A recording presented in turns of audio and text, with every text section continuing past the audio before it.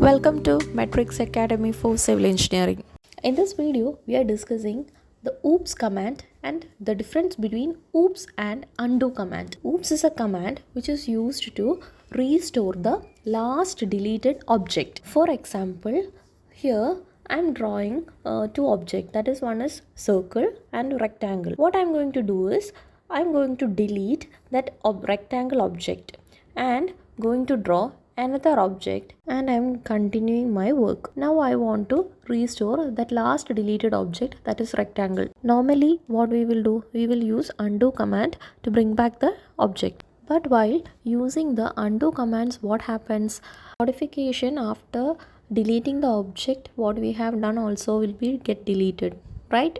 So in this case we will use the OOPS command to bring back the last deleted object. Write the command OOPS and press the enter key.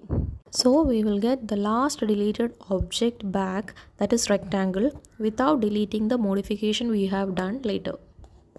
Thank you for watching. Please like, share and subscribe.